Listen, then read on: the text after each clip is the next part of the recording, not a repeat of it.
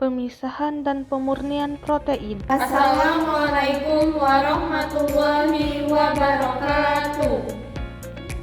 Perkenalkan, kami dari kelompok 5 Biokimia 1 kelas A.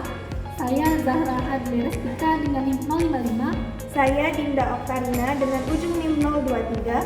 Saya Nesya Rahmi Badria Ataulah dengan ujung NIM 009. Pada video kali ini kami akan memaparkan materi mengenai pemurnian dan pemisahan protein. Tujuan dari pembelajaran ini yaitu mahasiswa menguasai fondasi saintifik materi protein. Materi singkat, sel mengandung ratusan hingga ribuan protein sehingga penting memperoleh preparat protein murni untuk menentukan komposisi dan urutan asam amino. Enzim harus dipisahkan dari protein lain di dalam sel atau ekstrak jaringan. Tahap awal pemurnian dilakukan dengan dianalisis untuk menghilangkan molekul kecil. Setelah itu, protein dipisahkan berdasarkan sifat fisikokimia seperti muatan, ukuran, afinitas terhadap ligan, kelarutan, hidrofobisitas, dan stabilitas termal.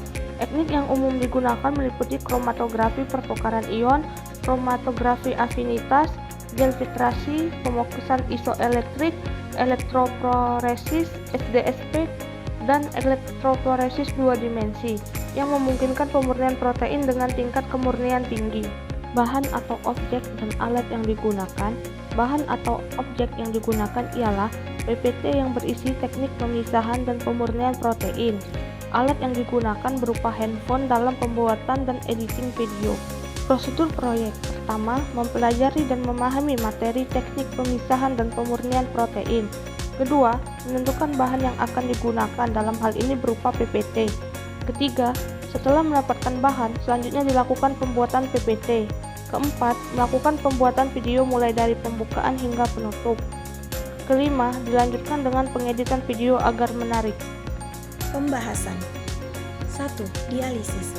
Dialisis adalah teknik pemisahan molekul kecil dari larutan yang mengandung protein menggunakan membran semipermeable. Molekul kecil seperti garam dapat melewati membran, sedangkan protein tetap tertahan di dalam kantong dialisis.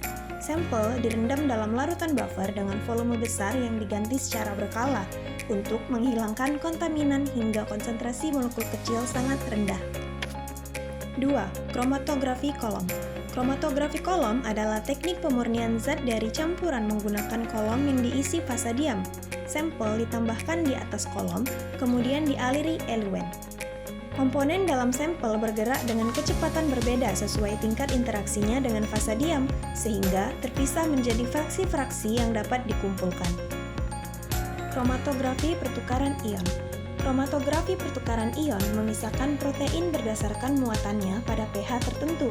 Resin bermuatan dalam kolom menukar ion dengan protein.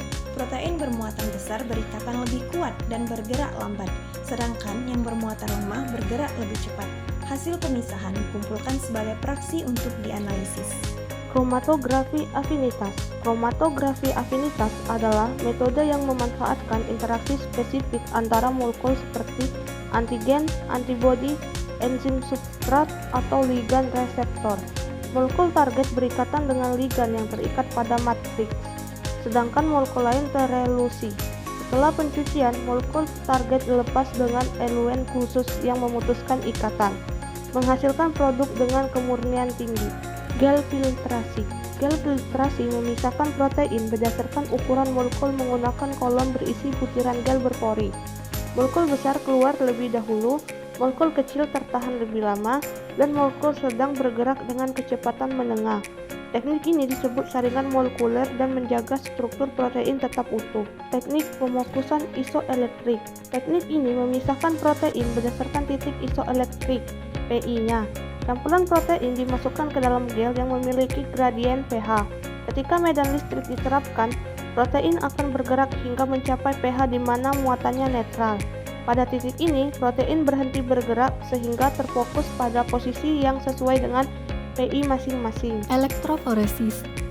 Elektroforesis memisahkan protein berdasarkan muatan listriknya. Laju migrasi protein dipengaruhi oleh jumlah muatan yang dimiliki, ukuran molekul, dan gaya medan listrik. Protein dengan muatan lebih besar bergerak lebih cepat ke arah kutub yang berlawanan, sedangkan protein yang memiliki titik isoelektrik mendekati pH larutan akan bergerak lebih lambat. SDSP adalah teknik pemisahan protein berdasarkan berat molekul. Protein didenaturasi dengan SDS sehingga bermuatan negatif merata. Ikatan disulfida diputus dengan beta-merkaptopetanol, lalu sampel dialiri arus listrik melalui gel poliakrilamida. Protein bermigrasi sesuai ukurannya dan hasil pemisahan divisualisasikan menggunakan pewarna seperti komasi brilliant blue atau silver staining. Elektroforesis 2 dimensi. Teknik ini memisahkan protein dalam 2 tahap. Pada tahap pertama, sampel dilarutkan dalam urea untuk memutus ikatan hidrogen tanpa mengubah muatannya. Kemudian dipisahkan berdasarkan titik isoelektrik menggunakan isoelectric focusing, hingga berhenti pada titik isoelektrik masing-masing. Pada tahap kedua, protein yang telah terpisah dilanjutkan pemisahannya berdasarkan berat molekul menggunakan SDSP. Terakhir, adapun kesimpulan, pemisahan dan pemurnian protein merupakan langkah penting dalam biokimia untuk memperoleh protein murni sehingga dapat dianalisis komposisi, struktur, dan fungsinya.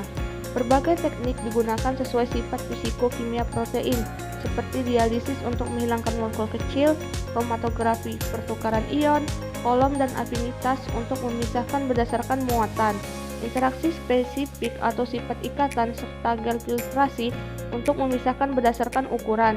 Teknik elektroforesis termasuk SDSP dan elektroforesis 2 dimensi memungkinkan pemisahan protein lebih akurat dan penentuan berat molekul. Demikianlah pemaparan materi dari kami akhiri. Wassalamualaikum warahmatullahi wabarakatuh.